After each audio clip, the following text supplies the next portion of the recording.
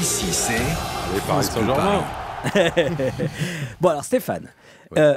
vous ne pensez pas que les choses vont changer quand même au PSG? Bah écoutez, en observateur de ce club merveilleux, je Ouais. m'aperçois que le président Nasser, qu'on annonçait peut-être partant, devrait rester. Ouais. Il est l'homme de confiance de l'émir. C'est celui que l'émir adore, comme dirait un comique bien connu. Donc, en tous les cas, le directeur sportif, Antero Henrique, Oui. Eh qu'on ben, annonçait partant, lui aussi, mais non. Nasser l'adore, mais là, il n'y a pas de jeu de mots, hein, je vous rassure tout de suite. En tous les cas, il devrait rester, il devrait continuer malgré ses échecs répétitifs lors des mercatos Mais c'est précédents. lui qui devait sauter en premier Eh chef, ben, non? c'est ce qu'on a pensé, mais écoutez, pour l'instant, les signes envoyés par le club et surtout par Nasser, qui a dit qu'il serait là l'année prochaine encore pour travailler avec le club, ne sont pas des signes annonciateurs d'un futur départ. Bon. Mais bon, en foot, ça va très vite. Ouais.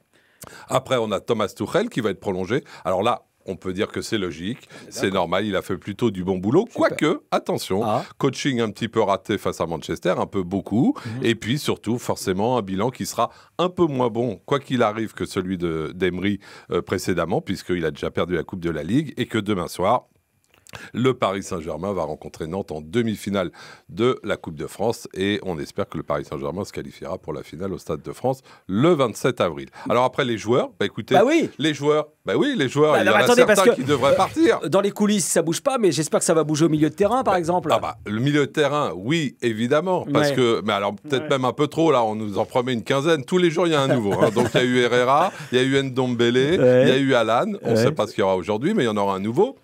Oui. Vous avouerez quand même, mais c'est surtout ce qui me choque moi le plus, c'est C'est qu'on quoi parle de reconduire, de prolonger des joueurs comme Buffon, qui a quand même plus de 40 ans et qui est déjà, il n'y a plus aucune logique, on en parlait hier matin, Areola est meilleur, il doit être celui qui sera le numéro 1 demain.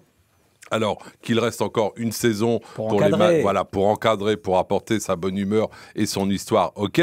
Idem pour Daniel Alves, on sait que c'est le copain de Neymar, mais il serait temps peut-être qu'un jour il passe à autre chose, Ouais. lui aussi. Et puis surtout, on voit les jeunes du centre de formation s'en aller, et ça pose un problème, parce qu'après, souvent, ils sont pas mauvais à plus loin. Ouais. Et on a des regrets et on se dit finalement on a un Choupo-Moting alors qu'on a laissé partir Timothée Weah. Voilà, il y a des choses qu'on comprend pas forcément bien et il serait temps que le Paris Saint-Germain fasse ces changements, parce que je voudrais vous rappeler quand même que François Mitterrand en 69, il a attendu 12 ans pour gagner la présidentielle et j'espère que le PSG n'attendra pas 12 ans pour gagner la Ligue des Champions. Seul tonton Steph pouvait faire ce parallèle entre François Mitterrand et le Paris Saint-Germain. Il l'a fait, on l'applaudit. Merci, Bravo. merci. Merci Stéphane Bitton. À demain matin. À demain matin.